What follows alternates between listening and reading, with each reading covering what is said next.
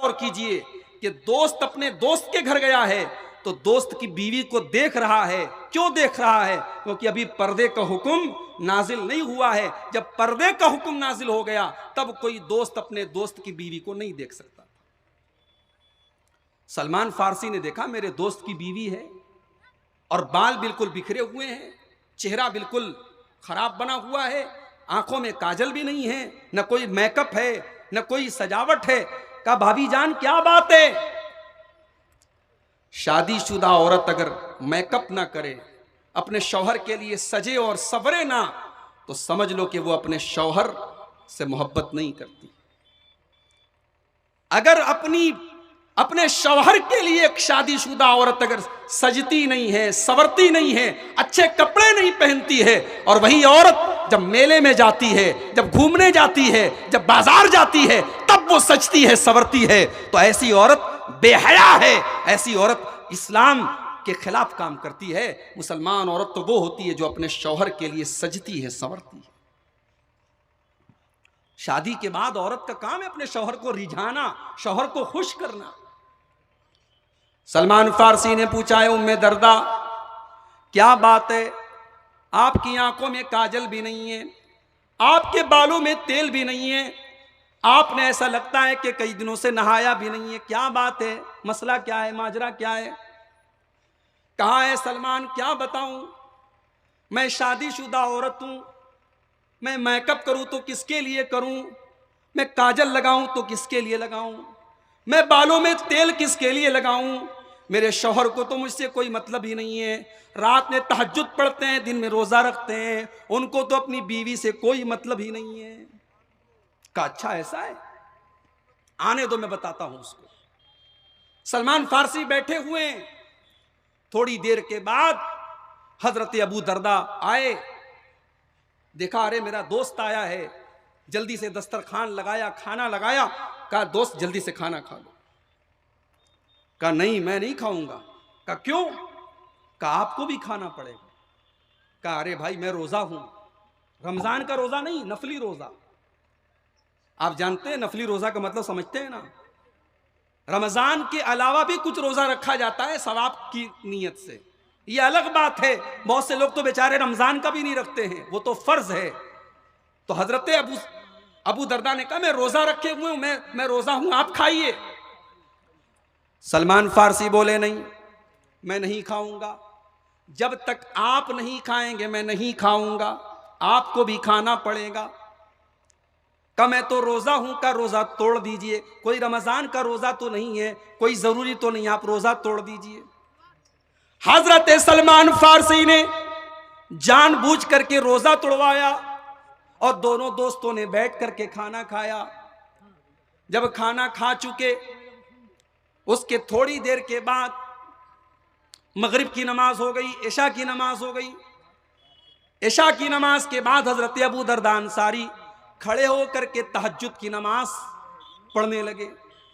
सलमान फारसी ने कहा रुक जाओ, अभी तहज्जुद का टाइम नहीं हुआ है, अभी रुक जाओ। सलमान फारसी ने रोक दिया, अभी मत पढ़ो, अभी टाइम नहीं हुआ है। थोड़ी सी और रात गुजर गई, आधी रात हो गई, 12 बज गए। अबू दरदा खड़े होने लगे तहज्जुद के लिए। सलमान फारसी ने कहा नहीं नहीं, अभी भी आपको तहज्जुद पढ़ने की इजाजत नहीं, अभी आप तहज्जुद मत पढ़िए। थोड़ी देर और समय बीत गया, रात के 2 बज गए, 2:30 बज गए, रात का आखिरी पहर आ गया। अब फजर की नमाज में 1-2 घंटे का टाइम बाकी है। हजरत सलमान फारसी ने कहा अय अबू दरदा अब चलो हम दोनों नमाज पढ़ते हैं, अब तहज्जुद का सबसे बेहतरीन टाइम आ गया है। दोनों साथियों ने, दोनों दोस्तों ने तहज्जुद की नमाज पढ़ी।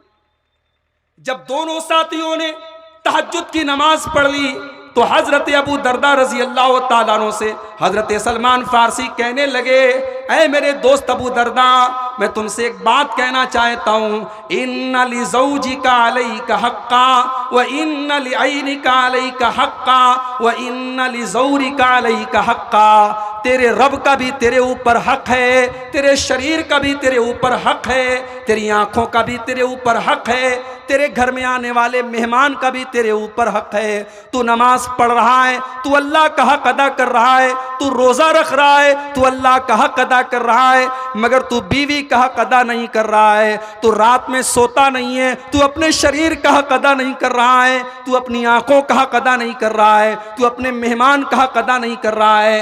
ऐ अबू दरदा, तू सबका हक अदा कर, तू अल्लाह का भी हक अदा कर और अल्लाह के बंदों का भी हक अदा कर।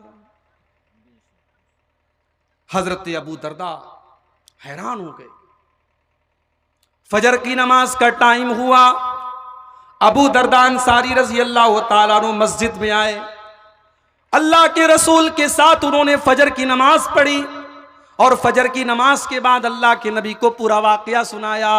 अल्लाह के नबी ने फरमाया, ऐ अबू दरदा, सदक सलमान, सलमान फारसी ने बिल्कुल सही कहा है, बिल्कुल सच कहा है। शरीयत इसी का नाम है। तुम अल्लाह का भी हक अदा करो और अल्लाह के बंदों का भी हक अदा करो। मेरे प्यारे भाइयों, ये हमारी शरीयत का कमाल है, ये हमारे दीन का कमाल है। हमारी शरीयत सिर्फ नमाज पढ़ने का हुक्म नहीं देती है, हमारी शरीयत तो कारोबार करने का भी हुक्म देती है। हमारी शरीयत तो अपने बच्चों के लिए मेहनत करने का हुक्म भी देती है। हमारी शरीयत तो अपने बाल बच्चों के लिए अपना खून पसीना बहाने का भी हुक्म देती है। अगर जायज़ नीयत के साथ, अगर अल्लाह को राज़ी करने की नीयत के साथ आप नौकरी करते हैं, आप मेहनत करते हैं, आप दुकान चलाते हैं, आप मजदूरी करते हैं, इंशाअल्लाह उस मजदूरी पर भी आपको सवाब मिलेगा, उस मेहनत पर भी आपको सवाब मिलेगा। तो मैं बताना क्या चाहता हूं मैं कि सुकून आपको इस्लाम के अंदर मिलेगा, सुकून आपको शरीयत के अंदर मिलेगा। मेरे भाइयों, बहुत सारे लोग ये समझते हैं हराम खा करके हम चैन से रहेंगे, हराम के पैसे से हम बिल्डिंग बना लेंगे, मकान बना लेंगे, हमारा मकान पूरे गांव में सबसे अच्छा हो जाएगा। मेरे प्यारे भाइयों, तुम मकान तो बना लोगे, तुम अच्छा खाना तो खा लोगे, तुम्हारी औरतें अच्छा कपड़ा तो पहन लेंगी, मगर अल्लाह की कसम तुम्हारे घर में सुकून नहीं आएगा, तुम्हारे घर में सुकून नहीं आएगा। अभी मैं उत्तर प्रदेश में एक शहर है मऊ, नाम सुना है आप लोगों ने मऊ का? आपके इलाके में बहुत सारे लोगों ने मऊ में पढ़ा भी होगा, तालीम भी हासिल की होगी। मऊ में मैं गया, अभी एक प्रोग्राम था मेरा, वहां एक आदमी ने मुझे बड़े पॉइंट की बात बताई। उसने कहा, मौलाना मैं तजुर्बे की बात बता रहा हूं, मैं एक्सपीरियंस की बात बता रहा हूं, मैं अनुभव की बात बता रहा हूं।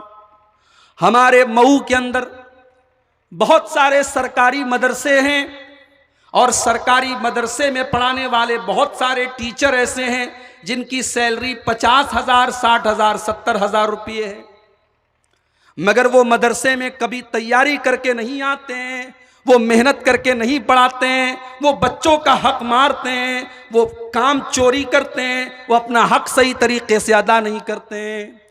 सैलरी पा रहे हैं, उनको सरकार तनख्वाह दे रही है, मगर वो अपना हक अदा नहीं कर रहे हैं। वो आदमी मुझसे कहने लगा, मौलाना मैं अपना तजुर्बा आपको बता रहा हूं कि ऐसे काम चोर मौलवियों के लड़के और लड़कियां आम तौर से बिगड़ जाते हैं। उसने कहा, मैं तजुर्बा बता रहा हूं आपको, चलिए मैं दिखा दूं आपको कि ऐसे मौलवियों और ऐसे मास्टरों के बच्चे और बच्चियां आज बिगड़ रहे हैं, गलत रास्ते पर जा रहे हैं। इंसान गुनाह करता है, इंसान बुराई करता है, मेरे भाइयों उसका अंजाम उसके बच्चों को भुगतना पड़ता है, उसकी बीवी को भुगतना पड़ता है। ये मत समझो हम गुनाह कर लेंगे बच जाएंगे। गुनाह करने का अंजाम हमें आखिरत में जो मिलेगा मिलेगा, दुनिया में भी हमें और आपको भुगतना पड़ेगा। बच्चों की बड़ी चिंता है ना हमें। भाई बच्चों के लिए आदमी क्या क्या करता है। कितने लोग तो बेचारे LIC ले लेते हैं बच्चों के लिए। 20 साल के बाद हमारी लड़की की शादी होगी, जहेज देना पड़ेगा, चलो हम LIC की पॉलिसी ले लेते हैं, 20 साल के बाद हमको 50 लाख रुपया मिल जाएगा, हम लड़की की शादी धूमधाम से कर देंगे। बड़ी चिंता है तुम्हें अपने बच्चों की। मेरे प्यारे भाइयों, अगर अपने बच्चों की चिंता है आपको तो उनके लिए LIC की पॉलिसी लेने की जरूरत नहीं है, बच्चों के नाम पर प्रॉपर्टी लेने की जरूरत नहीं है, बच्चों के नाम पर पैसा स्टोर करने की जरूरत नहीं है। अगर आपको अपने बच्चों का फ्यूचर बनाना है, अगर आपको अपने बच्चों का भविष्य बनाना है, तो मैं आपको तरीका बता रहा हूं, बच्चों का भविष्य बन जाएगा। तरीका नोट कर लो। अगर आप अपने बच्चों का भला करना चाहते हैं, आप नेकी के काम कीजिए, आप अल्लाह को राजी कर लीजिए, आपकी नेकी का सवाब आपके बच्चों को मिलेगा। अब आप पूछेंगे मौलवी साहब ये कौन सी बात हुई, नेकी हम करेंगे और उसका फायदा बच्चों को मिलेगा, ये बात तो समझ में नहीं आती। चलिए मैं आपको मिसाल दे देता हूं।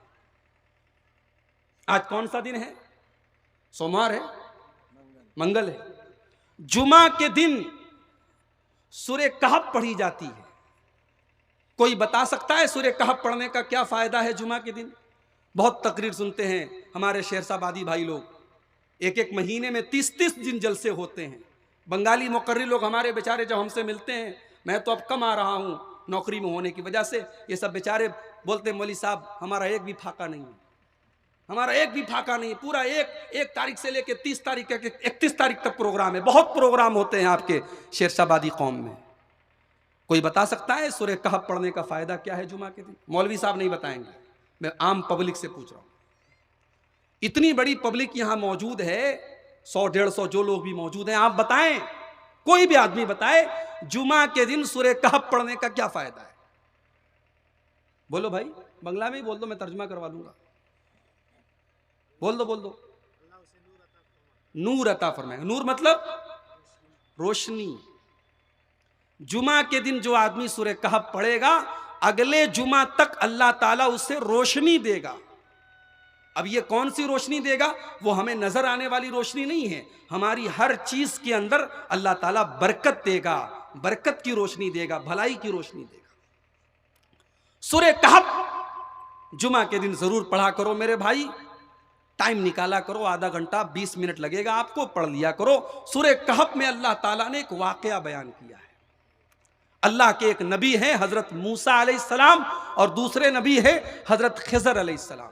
दोनों नबी हैं, हजरत मूसा भी नबी हैं और हजरत खिजर भी नबी हैं। दोनों जा रहे हैं, रास्ते में गांव पड़ा। गांव के लोग कंजूस थे, मक्खी चूस थे, मेहमानों के साथ बदतमीजी करते थे, मेहमानों को इज्जत नहीं देते थे। ये दोनों बेचारे भूखे प्यासे सफर करके जा रहे थे। जब गांव में पहुंचे, कहा भाई हम लोगों को भूख लगी है, दूर से आए हैं, खाना खिला दो। गांव वाले बखील थे, कंजूस थे। उन्होंने कहा जाओ चले आते हैं मुंह उठा करके, पता नहीं कहां से आए, हम चले इनको खाना खिलाने। गांव वालों ने इनकार कर दिया। हजरत मूसा अलैहिस्सलाम और हजरत खिजर अलैहिस्सलाम दोनों भूखे हैं और गांव वाले कंजूस हैं, लालची हैं, उन्होंने खाना नहीं खिलाया। दोनों बेचारे थके हारे एक मकान की दीवार का सहारा लेकर के बैठ जाते हैं। अचानक हजरत खिजर ने देखा कि मकान की दीवार गिरने वाली है, मकान की दीवार टेढ़ी हो चुकी है और गिरने वाली है। हजरत खिजर उठे और अल्लाह ताला ने उनको पावर दिया था, ताकत दिया था, उनके शरीर के अंदर ताकत थी। उन्होंने खड़े होकर के दीवार को सीधा कर दिया, पूरी दीवार को अपने हाथ से उन्होंने सीधा कर दिया, दीवार सही कर दिया उन्होंने। हजरत मूसा अलैहिस्सलाम को बड़ा गुस्सा आया। उन्होंने कहा आपको क्या जरूरत थी उनके साथ भलाई करने की? दीवार गिरती थी तो गिर जाती, आपको क्या जरूरत थी उनके साथ भला करने की? एक नंबर के कंजूस लोग हैं, हमें खाना तक नहीं खिलाया और आपने उनकी दीवार को सही कर दिया। अरे दीवार को सही करने के पहले पैसा तय कर लेते, उजरत तय कर लेते, उजरत तय कर लेते, पैसा तय कर लेते, उसके बाद आप दीवार सही करते। आपको ऐसा नहीं करना चाहिए था। अब हजरत खिजर ने क्या जवाब दिया है, बबनी वालों जरा उस जवाब को सुनो। हजरत खिजर ने जवाब दिया, व अम्मल जिदारु फकाना लिगुलामैनि यतीमैनि फिल मदीनति वकाना तहतहु कंजुल लहुमा। ऐ मूसा, वो मकान, जिस मकान की वो दीवार थी, वो मकान 2 यतीम बच्चों का था, 2 अनाथ बच्चों का था। उनके पिता का इंतकाल हो चुका था, उनके बाप का इंतकाल हो चुका था। 2 यतीम बच्चों के मकान की दीवार थी। वकाना अबूहुमा सालिहा, और उनका बाप एक नेक आदमी था, एक अल्लाह वाला आदमी था, एक नमाजी आदमी था, नेकी करने वाला आदमी था। फ़अराद रब्बुका अन यब्लुगा अशुद्धहुमा व यस्तखरिजा कंज़हुमा, अल्लाह ताला ने उस नेक आदमी के यतीम बच्चों के मकान के अंदर एक खजाना छुपा हुआ था।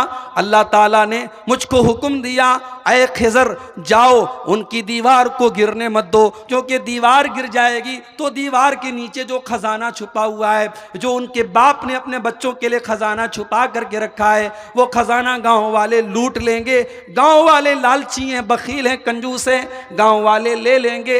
ऐ खिज़र उस दीवार को गिरने मत दो, ताकि वो यतीम बच्चे कल जब जवान हो जाएं तो अपना खजाना ले लें। बात समझ में आ रही है? बाप नेक था तो बाप ने अपने बच्चों के भविष्य के लिए जो खजाना छुपा करके रखा था, अल्लाह ताला ने उस खजाने को बर्बाद होने नहीं दिया। मेरे भाइयों, अगर हम अपने बच्चों का भला करना चाहते हैं तो अपने आप को हम नेक बनाएं, हम नेक बन जाएं, हम नमाजी बन जाएं, हम ईमानदार बन जाएं, हम सच्चे बन जाएं। इंशाअल्लाह हमारे बच्चों की भी हिफाजत होगी और हमारे बच्चों को अल्लाह ताला हर तरीके के नुकसान से बचाए।